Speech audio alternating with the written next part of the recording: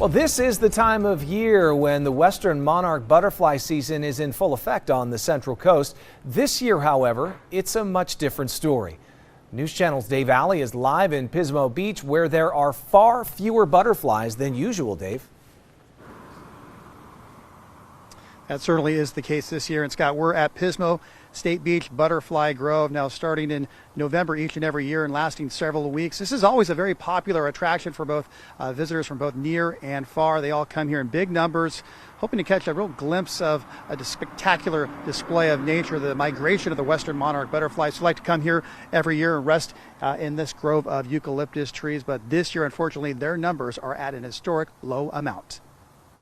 Pismo State Beach Butterfly Grove is a little emptier than in past years. Previously, there was so much more butterflies. It looked like hornet's nests. It was just a big cluster of them, just all cuddled together. But now these eucalyptus trees are mostly missing their familiar orange and black winged visitor this time of year, the Western Monarch Butterfly, who annually make a pit stop here while migrating south. The last count we had was 197.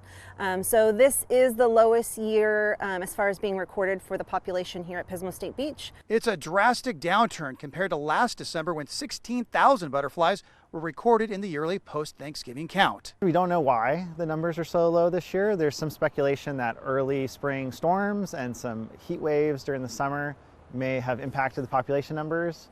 So monarch butterflies are really impacted by random events like this, and their numbers can boom or bust. This year, it's a total bust, and not just in Pismo Beach, but everywhere else the Western Monarchs travel. This is happening all across the overwintering sites here for the Western Monarch Butterflies. So each site gets counted within the same time span, and it's only being estimated to be maybe 7,000 this season. So that is significantly low. Similar low numbers were recorded not that long ago in 2020, just under 200, followed by a big bounce back the past 3 years. Still, this year's count is raising red flags. And that's what has us concerned as monarch researchers, that these numbers can fluctuate so much, and the concern is that they can actually go extinct. We may not see this migratory behavior any longer.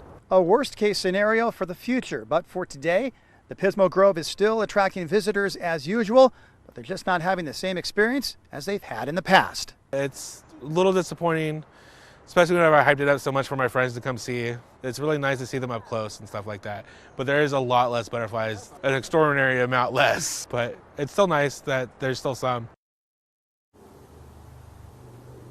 There are indeed some, and this park does remain open to the public, as we saw. Docents are here during certain hours to educate those that come by. And by the way, these low numbers are all happening at the very same time that the government is considering putting the Western Monarchs on the federal endangered species list, and a decision on that from the government could come at some point here later this month.